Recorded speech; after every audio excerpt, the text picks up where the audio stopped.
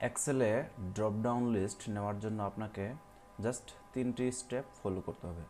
প্রথম স্টেপটি হচ্ছে আপনার ডাটা অনুযায়ী আপনি কোন কোন ইনফরমেশনগুলো ড্রপডাউন লিস্টের ভিতরে ইনক্লুড করবেন সেগুলোকে ইউনিকভাবে একটা লিস্ট করবেন যে কোনো একটা সাইটে।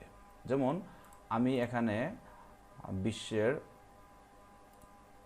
টপ 30 কোম্পানির নাম নিয়েছি, যেখানে তাদের সেক্টর বলা আছে, তাদের মার্কেট ক্যাপিটাল কত সেটাও বলা আছে। এখন এটা কোন দেশের সেটা নেওয়ার জন্য আমি এখানে যে কোম্পানিগুলো আছে 30টা কোম্পানির হচ্ছে এই দেশগুলোর ভিতরে।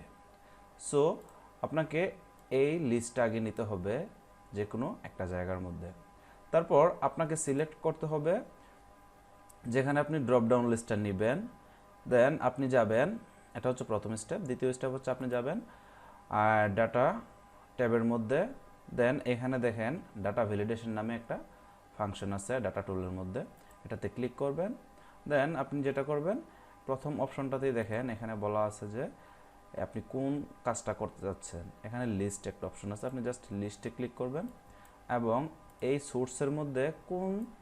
সোর্সের মধ্যে দিবেন আপনি কোথায় থেকে মানে কোন ইনফরমেশনগুলো দিয়ে লিস্টটা করতেছেন। সো আমি এই ইনফরমেশনগুলো দিয়ে লিস্টটা করতেছি। জাস্ট এখানে ক্লিক করলেন, এখন ওকে দিবেন, ডান। এখন দেখেন এখানে একটা অ্যারো সাইন আসছে ডান পাশে, এখান থেকে জাস্ট আপনি কোম্পানির নাম অনুযায়ী দেশ সিলেক্ট করবেন। এটা ইউনাইটেড স্টেট।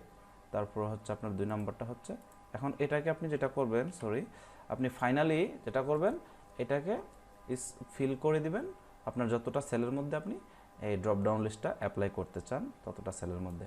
ওকে, দেখেন আমি এই পর্যন্ত দিয়ে দিচ্ছি। এখন দেখেন প্রত্যেকটা সেলের মধ্যে আমার এই যে অ্যারো সাইনটা থাকতেছে।